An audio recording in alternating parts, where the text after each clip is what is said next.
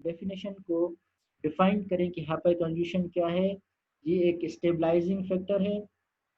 किस तरह से ये पाया जाता है, कहाँ पे पाया जाता है, किस किस्म की स्पीशीज में पाया जाता है, ये उस सिस्टम में पाया जाएगा जहाँ पे सिग्मा बॉन्ड और जो है इंटरेक्शन और सिग्मा बॉन्ड की एम्प्टी पी ऑर्बिटल के साथ, या जो है हाफ फिल्ड पी ऑर्बिटल के साथ, या पार्शियली इसको कहते हैं, या फिर पाई ऑर्बिटल के साथ इंटरेक्शन हो। उस इंटरेक्शन के रिजल्ट में क्या होगा, स्टेबिलिटी ऑफ सिस्टम होगी। तो अब यहाँ पे देखेंगे कि कहाँ पे हाइपर कन्जुगेशन पॉसिबल है। जिस तरह से हमने बात की कि कंप्लीटली जो है पी ऑर्बिटल जो है बिल्कुल एम्प्टी होगा, या फिर जो है वहाँ पे पार्शियली फिल्ड होगा, या फिर पाई ऑर्बिटल होगा। अब ये तीन तरह के स्पीशीज में ये हो सकता है। सबसे पहले कार्बोकेटाइंस। कार्बोकेटाइंस की जब बात करते हैं तो यहाँ पे जो पी ऑर्बिटल होता है वो एम्प्टी होता है, खाली होता है, वहाँ पे कोई इलेक्ट्रॉन्स नहीं होते, बिकॉज वहाँ पे कार्बोकेटाइन में कार्बन के ऊपर पॉजिटिव चार्ज आ जाती है। सेकेंड जो टाइप है, इसको यहाँ पे, अब ये किस तरह से यहाँ पे ये कार्बन है, तो यहाँ पे एक एम्प्टी ऑर्बिटल होगा जिसमें पॉजिटिव चार्ज। ओके, एक तो ये जो इंटरेक्शन है ये सी एच की जो इंटरेक्शन है, ये वाला जो ऑर्बिटल है ये इसके साथ इंटरेक्ट करता है, ठीक है, कार्बोकेटाइन। ये सिग्मा है और ये पी ऑर्बिटल है जो कि एम्प्टी है। अब सेकेंड वाले को देखें, फ्री रेडिकल को। फ्री रेडिकल को भी हम पीछे किसी क्लास में डिस्कस कर चुके हैं। मैंने आपको बताया था कि फ्री रेडिकल किस तरह से बनते हैं। फ्री रेडिकल होमोलाइटिक क्लीवेज से बनते हैं। दो तरह की क्लीवेज होती हैं, एक होमो होती है, एक हेटेरो होती है। होमो में क्या होता है कि एक बॉन्ड है, फॉर एग्जांपल ये, ठीक है, यहाँ पे ये अगर कोई ब्रेक होगा बॉन्ड तो क्या होगा कि यहाँ पे एक बॉन्ड जो है दो इलेक्ट्रॉन के साथ बनता है। व्हाट विल हैपन कि ये एक इलेक्ट्रॉन इधर आ जाता है एक एटम के पास, दूसरा इलेक्ट्रॉन दूसरे एटम के पास आ जाता है, और ये इस तरह से इसको कहते हैं कि ये होमोलाइटिक क्लीवेज है कि यहाँ पे भी एक इलेक्ट्रॉन आ जाएगा, यहाँ पे भी एक इलेक्ट्रॉन आ जाएगा। अब यहाँ पे फ्री रेडिकल इंटरेक्शन किस तरह से होती है। अब देखें, यहाँ पे कार्बन है, ये पी ऑर्बिटल है। फ्री रेडिकल अब एम्प्टी ऑर्बिटल नहीं है, ठीक है, ये इस यहाँ पे भी मैं ऑर्बिटल बनाता हूँ, ये हाइड्रोजन का। यहाँ पे दो इलेक्ट्रॉन मौजूद हैं, ठीक है, यहाँ पे दो इलेक्ट्रॉन हैं। फ्री रेडिकल में एक इलेक्ट्रॉन मौजूद होता है, ठीक है, यहाँ पे कोई इलेक्ट्रॉन नहीं था कार्बोकेटाइन में, यहाँ पे एक इलेक्ट्रॉन मौजूद है। अब यहाँ पे भी क्योंकि एक इलेक्ट्रॉन तो है लेकिन दो तो नहीं है, फिर भी यहाँ पे इलेक्ट्रॉन्स की डेफिशिएंसी है, सो दैट्स व्हाई इसको भी ज़रूरत है कि ये खुद को स्टेबलाइज करे। तो ये फिर जो है ये जो सिग्मा इलेक्ट्रॉन्स है ये इसको अपनी इलेक्ट्रॉन डेंसिटी शेयर करते हैं और इसको इस सिस्टम को स्टेबलाइज करने की कोशिश करते हैं। इसी तरह से फ्री रेडिकल में ये हाइपर कन्जुगेशन के थ्रू स्टेबलाइजेशन होती है। अब अल्कीन्स के में फैक्टर में क्या होता है कि अल्कीन्स में क्या है, अल्कीन्स में पाई ऑर्बिटल आ जाता है, ठीक है, ये आपका हाइड्रोजन है, ठीक है, ये इसको मैं ऑर्बिटल अगर बना दूं, ये यहाँ पे दो इलेक्ट्रॉन मौजूद है, ठीक है। अब यहाँ पे वी नो के जो पाई बॉन्ड है, पाई बॉन्ड में जो ओवरलैपिंग होती है वो पैरेलल होती है, ठीक है, ये ओवरलैपिंग होती है, ठीक है, ये पाई है। अब ये पाई इलेक्ट्रॉन्स जो है क्या करते हैं, ये फिर जो है इस सिग्मा इलेक्ट्रॉन्स के साथ यहाँ से इलेक्ट्रॉन डेंसिटी को इस तरह से अल्कीन्स में जो है हाइपर कन्जुगेशन सिस्टम इस तरह से होता है। तो तीन तरह के स्पीशीज हैं जिनमें हाइपर कन्जुगेशन हो सकती है। एक कार्बोकेटाइन है, एक फ्री रेडिकल है, एक अल्कीन है। यहाँ तक आई गेस क्लियर है। अब कंडीशंस क्या होनी चाहिए, यहाँ पे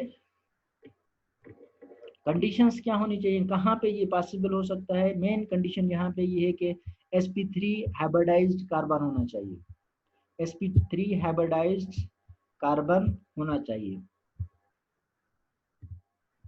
ये ये जो sp3 हाइब्रिडाइज्ड कार्बन है, ये किसी कार्बोकेटायन, फ्री रेडिकल या अल्कीन के साथ कनेक्टेड होना चाहिए। ये मेन कंडीशन है कि जो कार्बोकेटायन वाला कार्बन है या रेडिकल वाला कार्बन है या अल्कीन वाला कार्बन है, इसके डबल बॉन्ड वाला कार्बन, वो किसी ऐसे कार्बन के साथ अटैच हो जो कि sp3 हाइब्रिडाइज्ड हो।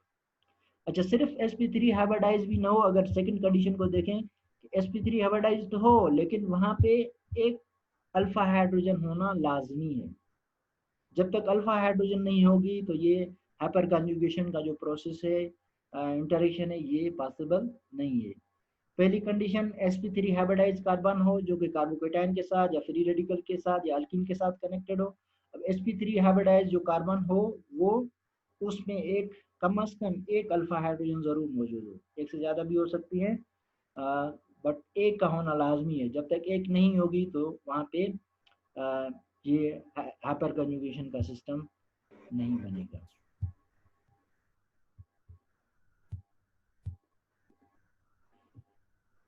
अब पहली जो यहाँ पे टाइप है हाइपर कन्जुगेशन इन कार्बोकेटाइंस। अब कार्बोकेटाइंस यहाँ पे देखें कि हमें पता है कि कार्बोकेटाइंस क्या होते हैं। यू कैन सी हियर कि यहाँ पे आपको दो एग्जांपल्स नजर आ रहे हैं। यहाँ पे दो एग्जांपल्स आपको नजर आ रहे हैं। एक जो है इथाइल इथाइल है, इथाइल कार्बोकेटाइन है, एक मिथाइल कार्बोकेटाइन है। अब यहाँ पे मैंने नंबर शो किया है कि ये इथाइल वाला जो है नंबर 1 मालिक्यूल है या स्पीशी है, ये जो है नंबर 2 है। अब इन दोनों में अगर मैं पूछूं कि कौन सा स्टेबल होगा, तो ऑब्वियसली जो आप हैं, इजी है जवाब देना कि आप कहेंगे कि 1 स्टेबल होगा। क्यों? क्योंकि हमने पढ़ा है इंडक्टिव इफेक्ट में। ठीक है, हमने पढ़ा है इंडक्टिव इफेक्ट में कि अच्छा, कोई कह रहा है कि अलाउ करें, मैंने सबको अलाउ किया है, कोई रिस्ट्रिक्शंस नहीं है। अगर कोई नहीं आ रहा तो उसको कोई और प्रॉब्लम हो रहा होगा। अदरवाइज क्लास में कोई रिस्ट्रिक्शंस नहीं है कि अलाउ करने की ज़रूरत हो, कोई भी आ सकता है। अब यहाँ पे हमने पढ़ा था, अगर आप याद करें इसको, कि हमने पढ़ा था कि वहाँ पे क्या था,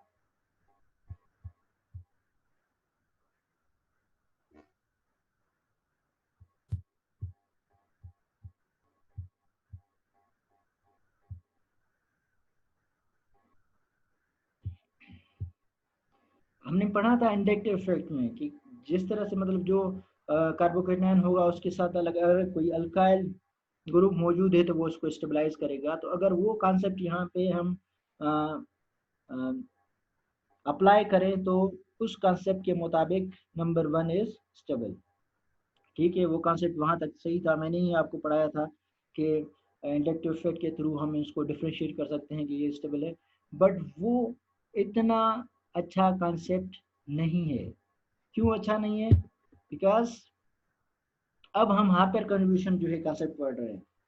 क्योंकि सबसे अच्छा जो एक्सप्लेनेशन है इसका कि number 1 is stable, ethyl carbocation is stable, वो सबसे अच्छे तरीके से हाइपर कन्जुगेशन से ही एक्सप्लेन हो सकता है, ना कि इंडक्टिव इफेक्ट से। बिकॉज उस वक्त हमने हाइपर कन्जुगेशन नहीं पढ़ा था, इसलिए हम कह रहे थे कि ये इंडक्टिव इफेक्ट के थ्रू जो है अल्काइल जो है रेडिकल अपनी इलेक्ट्रॉन डेंसिटी जो है डोनेट कर रहा है टुवर्ड्स द पॉजिटिव चार्ज और इसको स्टेबलाइज कर रहा है। वो हम सिर्फ जो है कॉन्सेप्चुअल या थ्योरेटिकल बात कर रहे थे। यहाँ पे हाइपर कंजुगेशन है, आप में देखेंगे कि किस तरह से मतलब ये जो इलेक्ट्रॉन डेंसिटी शेयर करने की बात हम कर रहे हैं, तो ये किस तरह से मतलब जो है शेयर हो रही है। और दूसरा जो तरीका है यहाँ पे दो अप्रोचेस हम देखेंगे। यहाँ पे सेकंड जो अप्रोच है उसको फर्दर जो है एक्सप्लेन कर देती है, क्लियर कर देती है कि why the first one is more stable then the second one.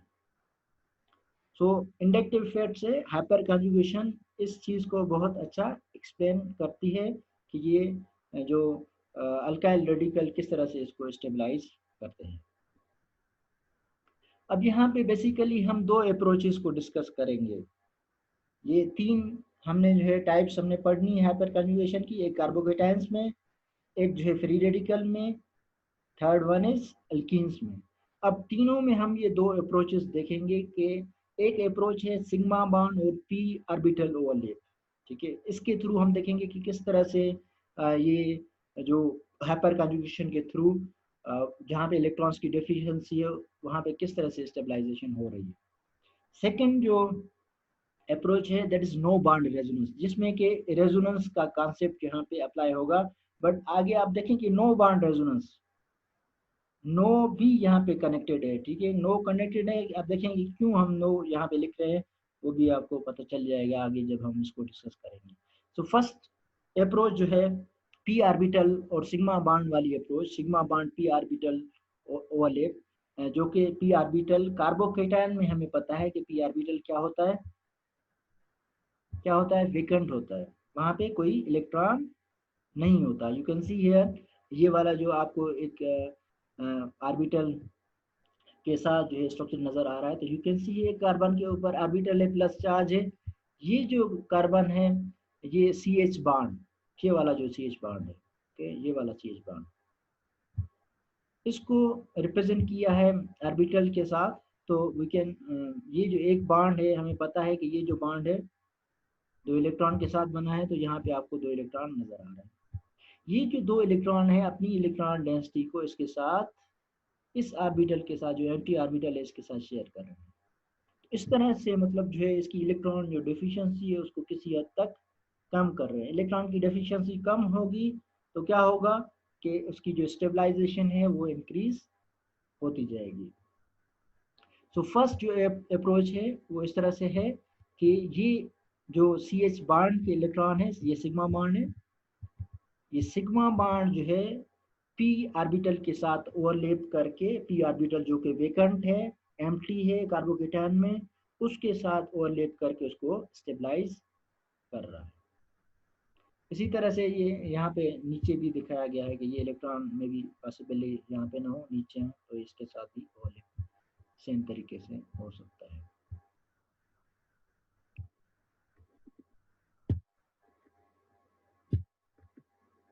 अब देखिए सेकंड जो अप्रोच है नो बॉन्ड रेजोनेंस अप्रोच, इसमें किस तरह से एक्चुअली जो हाइपर कन्जुगेशन का कॉन्सेप्ट है वो इसी नो बॉन्ड रेजोनेंस के तहत ही ज़्यादा एक्सप्लेन हम कर सकते हैं। सो वी कैन से कि this is the main approach to understand the concept of hyperconjugation. So ये जो नो बॉन्ड रेजोनेंस है ये किसी हद तक जो पिछला जो अप्रोच है सिग्मा बॉन्ड और पी ऑर्बिटल ओवरलैप का, उससे ज़्यादा जो है ये इफेक्टिव अप्रोच है to understand the concept of hyperconjugation. किस तरह से इफेक्टिव है, अब देखिए यहाँ पे ये वही इथाइल कार्बोकेटायन है। अब देखिए यहाँ पे जो अल्फा कार्बन है, अल्फा कार्बन इज वो यहाँ पे वेरी इंपॉर्टेंट। अल्फा कार्बन क्या है यहाँ पे बहुत ज्यादा इंपॉर्टेंट है। सबसे पहले आपने जब भी हाइपर कन्जुगेशन का कंसेप्ट देखना है तो अल्फा कार्बन को ध्यान में रखना है कि अल्फा कार्बन यहाँ पे है या नहीं है।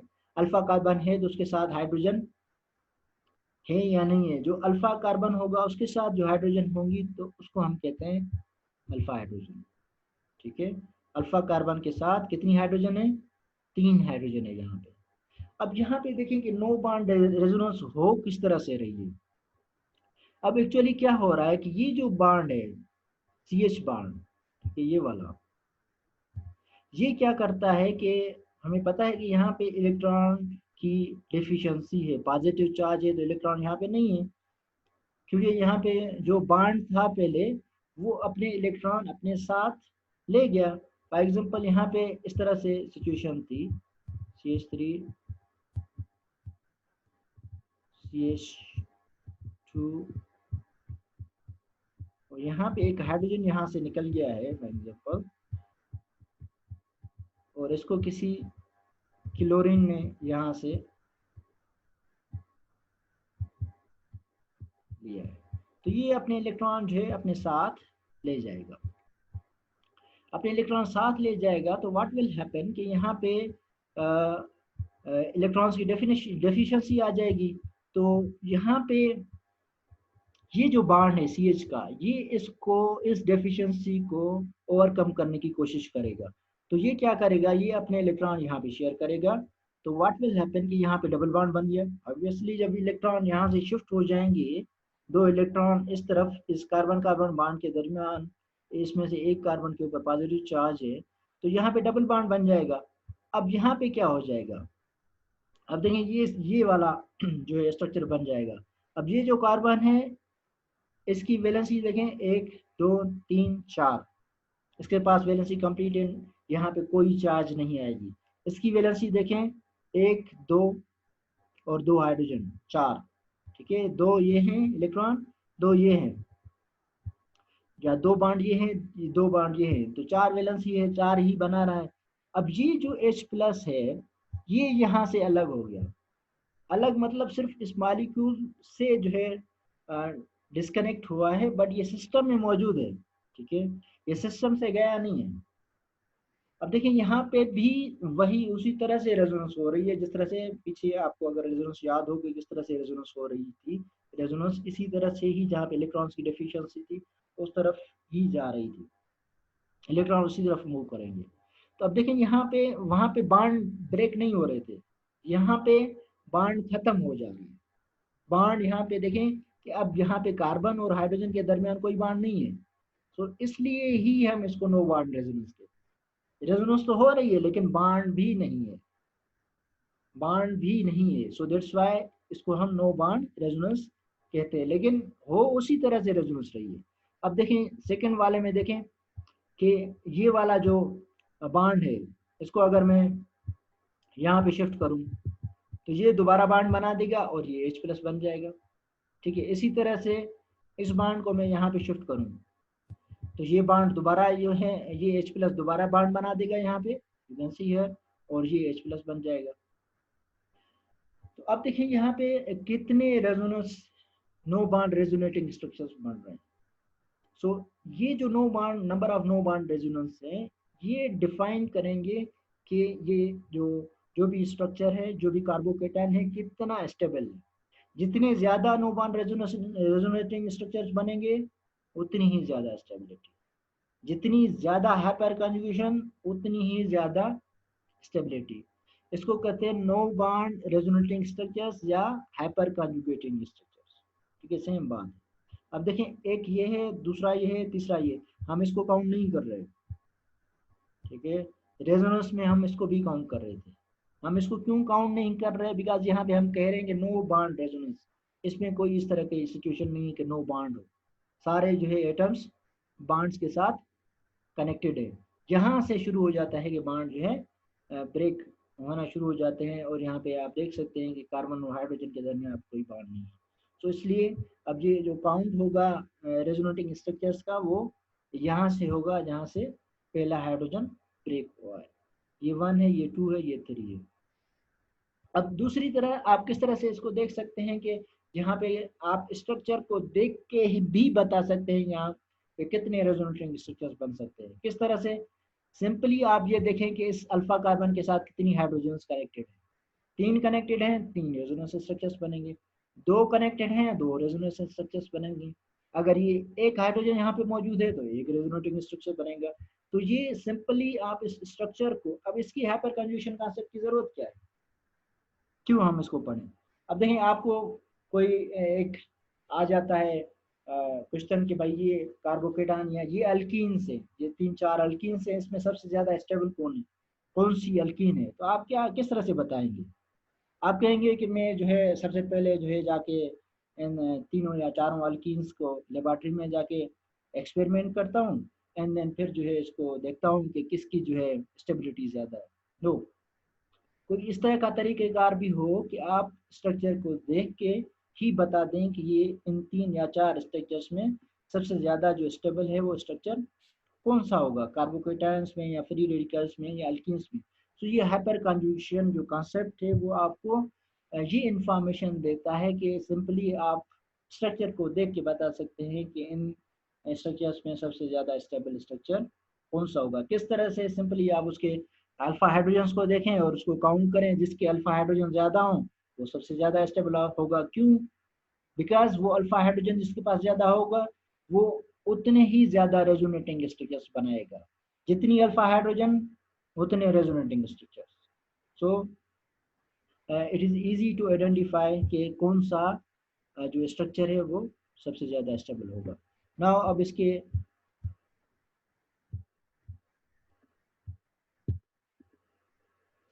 अब इसका एग्जांपल देखें कि जो हाइड्रोजन की बात कर रहा हूँ, अल्फा हाइड्रोजन की। अब ये स्ट्रक्चर है एक, ठीक है, ये भी कार्बोकेटायन है। ये मिथाइल है इसके साथ, इस तरफ भी मिथाइल है। ये CH है और इसके ऊपर एक पॉजिटिव चार्ज है। ओके, अब हम क्या करेंगे, सबसे पहले अल्फा कार्बन देखेंगे। ये भी अल्फा कार्बन है, ये भी अल्फा कार्बन है। इस अल्फा कार्बन के पास 3 अल्फा हाइड्रोजन है, इसके पास भी 3 अल्फा हाइड्रोजन है। 3 + 3 कितने हो गए, 6 अल्फा हाइड्रोजन। तो यहाँ पे 6 नो बॉन्ड रेजोनेटिंग स्ट्रक्चर्स बनेंगे या 6 हाइपर कन्जुगेटिंग स्ट्रक्चर्स बन सकते हैं। अब ये नीचे स्ट्रक्चर है, सेकंड वाला एग्जांपल, इसको देखें। अब यहाँ पे देखें कि ये CH+ है। इसके अल्फा कार्बन कौन से हैं, अल्फा कार्बन इसके जो है 2 हैं, एक ये है, ठीक है, एक ये है, ठीक है। ये अल्फा कार्बन नहीं है, ठीक है, ये अल्फा कार्बन नहीं है, ये भी अल्फा कार्बन नहीं है, ये नहीं है, ये नहीं है। बिकॉज इस कार्बन के साथ जो हाइड्रोजन होगी, जो डायरेक्टली कनेक्टेड होगा कार्बोकेटायन के साथ, फ्री रेडिकल के साथ या अल्कीन डबल बॉन्ड के साथ कार्बन, वो कार्बन जो है अल्फा कार्बन है। इस कार्बन को हम देखेंगे, इनको नहीं देखेंगे। अब इसको हम देखें तो इसके साथ एक हाइड्रोजन है, 1 अल्फा हाइड्रोजन। इसके साथ भी एक हाइड्रोजन है, ये वाली 1 अल्फा हाइड्रोजन। 1 + 1 2 alpha hydrogen. तो यहाँ पे दो जो है स्ट्रक्चर्स बनेंगे, 2 no bond resonating structures will be formed by this structure. तो अगर इन दोनों को हम कंपेयर करें तो ये ज़्यादा स्टेबल है, ये कम स्टेबल है।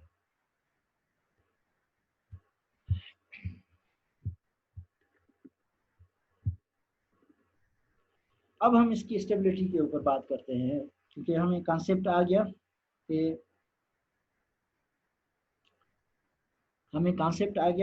कि ये कार्बोकेटायंस में हाइपर कन्जुगेशन किस तरह से हो रही है। Now we can compare the carbocations, कि उसमें देख सकते हैं हम कि कौन सा कार्बोकेटायन ज़्यादा स्टेबल होगा। किस तरह से पता चलेगा, हम नंबर ऑफ अल्फा हाइड्रोजन्स को देखेंगे सिंपली। जिसके अल्फा हाइड्रोजन ज़्यादा होंगे वही स्टेबल है। अब यहाँ पे देखें, ये मिथाइल के ऊपर पॉजिटिव चार्ज है, मिथाइल कार्बोकेटायन है, 0 अल्फा हाइड्रोजन। इसके साथ अल्फा हाइड्रोजन कोई नहीं, अल्फा कार्बन ही नहीं है, एक ही कार्बन है। इसके साथ अगर कोई और कार्बन होता तो वो अल्फा होता। तो यहाँ पे अल्फा कार्बन ही नहीं है, तो अल्फा हाइड्रोजन का सवाल ही नहीं होता। अब यहाँ पे मिथाइल इथाइल कार्बोकेटायन में देखेंगे तो यहाँ पे एक अल्फा कार्बन मौजूद है। ओके, एक अल्फा कार्बन मौजूद है, ये वाला। इसके साथ कितनी हाइड्रोजन है, 3 है, 3 अल्फा हाइड्रोजन। अब इसमें अगर देखें, यहाँ पे पॉजिटिव चार्ज देना मैं भूल गया हूँ, तो यहाँ पे पॉजिटिव चार्ज। ओके, अब यहाँ पे देखें कि 2 अल्फा कार्बन है, ये भी अल्फा है, ये भी अल्फा है। 3 + 3 6 अल्फा हाइड्रोजन। अब यहाँ पे देखेंगे, यहाँ पे 3 अल्फा हाइड्रोजन है, ये भी अल्फा है, ये भी अल्फा है, ये भी अल्फा है, नो अल्फा हाइड्रोजन। सो सबसे ज्यादा जो स्टेबल है वो टर्शरी वाला है, फिर सेकेंडरी है, फिर प्राइमरी है, फिर मिथाइल।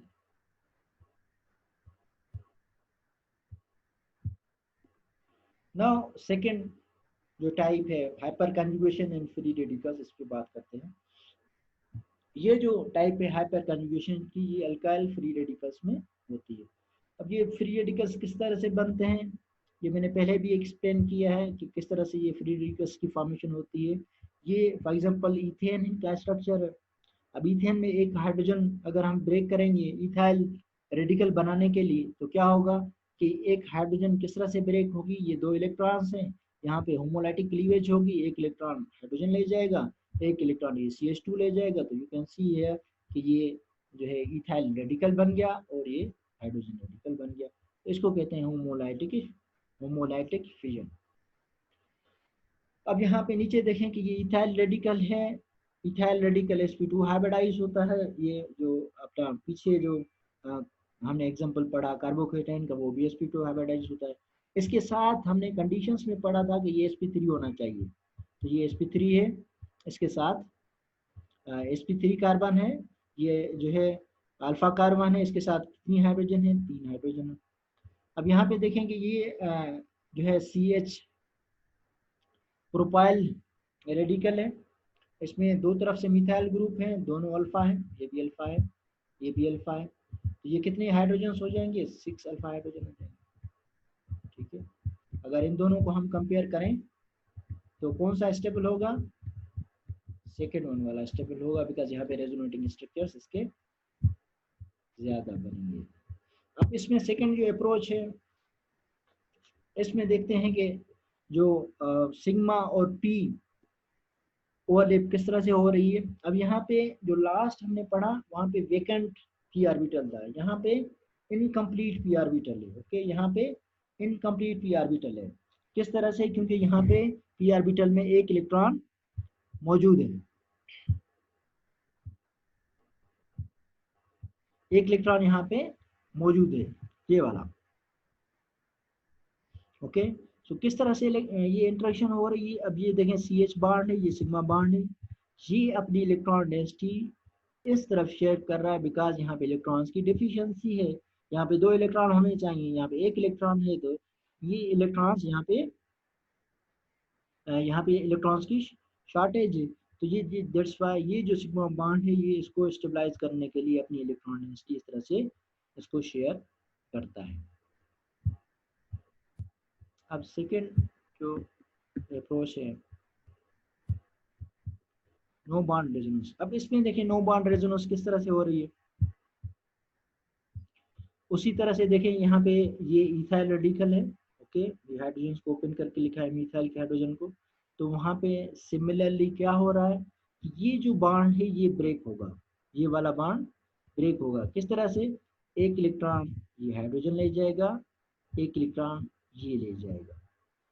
ठीक है, या इलेक्ट्रॉन को हम यहाँ पे यूं शेयर करते हैं। ठीक है, और ये इलेक्ट्रॉन एक देगा, तो यहाँ पे डबल बॉन्ड बन जाएगा, और ये जो है हाइड्रोजन के ऊपर एक फ्री रेडिकल आ जाएगा, ये बॉन्ड ब्रेक हो जाएगा।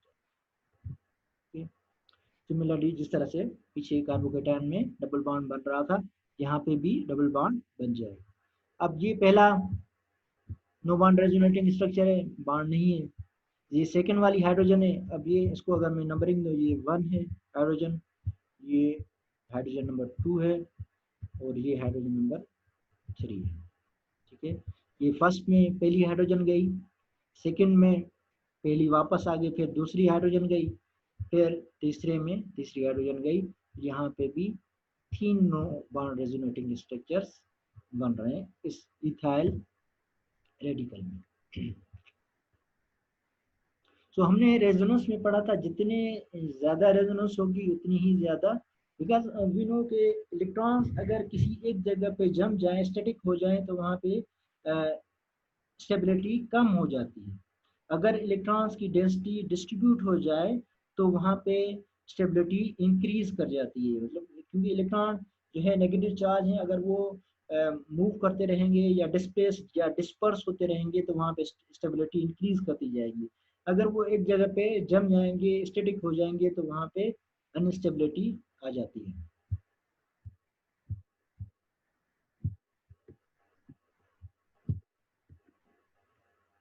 अब स्टेबिलिटी ऑफ फ्री रेडिकल में भी सेम जिस तरह से कार्बोकेटायन की स्टेबिलिटी थी, नंबर ऑफ अल्फा हाइड्रोजन को हम देखेंगे। यहाँ पे देखेंगे ये टर्शरी रेडिकल है, ये जो है सेकेंडरी है, ये प्राइमरी है, ये मिथाइल रेडिकल है। यहाँ पे ये 3 अल्फा हाइड्रोजन है, 3 अल्फा कार्बन है, तो 9 अल्फा हाइड्रोजन है। यहाँ पे 2 अल्फा कार्बन है, 6 अल्फा हाइड्रोजन है।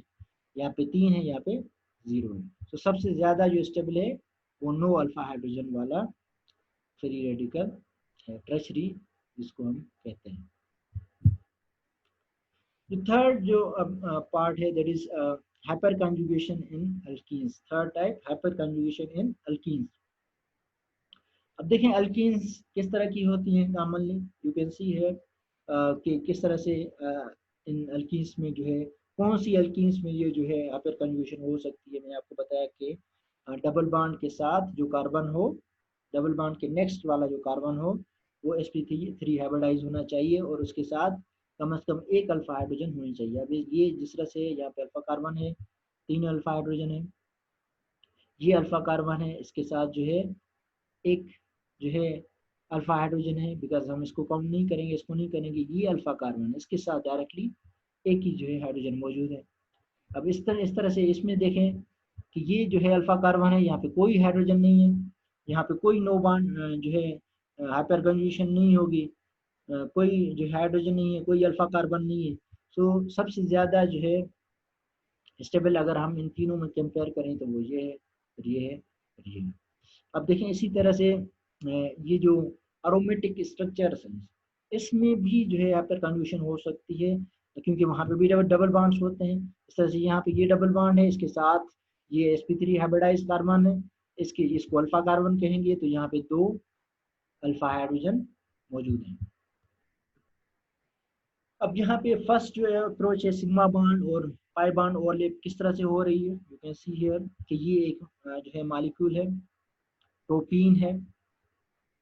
अब इसमें देखें कि ये जो है ये CH बॉन्ड है, ये वाला बॉन्ड, ये CH बॉन्ड, ये वाला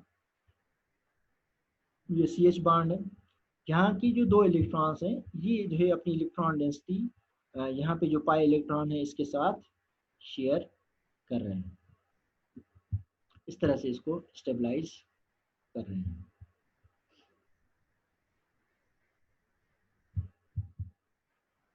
अब नो बॉन्ड रेजोनेंस में क्या होगा अल्कीन में, उसी तरह से ये हाइड्रोजन यहाँ से ब्रेक होगा, ये अपना। अब देखें यहाँ पे कोई इलेक्ट्रॉन डेफिशिएंसी वाला कंसेप्ट नहीं है, क्योंकि वहाँ पे जो p ऑर्बिटल था या तो एम्प्टी था या हाफ था, तो वहाँ पे इलेक्ट्रॉन की डेफिशिएंसी थी। बट यहाँ पे क्योंकि जो है डबल बॉन्ड यहाँ पे मौजूद है और यहाँ पे सिंगल बॉन्ड है, यहाँ पे कोई मतलब जो है कोई चार्ज यहाँ पे नहीं है, या कोई जो है पीरियोडिकल नहीं है, एक न्यूट्रल मॉलिक्यूल है। सो यू कैन सी यहाँ पे फिर किस तरह से स्टेबलाइजेशन हो रही है, क्योंकि यहाँ पे मूवमेंट ऑफ इलेक्ट्रॉन्स हो रही है। जैसे कि मैंने कहा थोड़ी देर पहले कि जितनी ज़्यादा डिस्पर्शन ऑफ इलेक्ट्रॉन्स होगी, जितनी ज़्यादा कंजुगेशन होगी, उतनी ही ज़्यादा स्टेबलाइजेशन होगी as compare to the static bonds. अब यहाँ पे देखें ये बॉन्ड ब्रेक हुआ, इसने अपने इलेक्ट्रॉन्स यहाँ पे दिए, तो ये डबल बॉन्ड यहाँ पे बन गया, और ये जो डबल बॉन्ड है ये अपना जो पाई बॉन्ड है ये आगे शिफ्ट करेगा और यहाँ पे नेगेटिव चार्ज क्रिएट हो जाएगी। बट यहाँ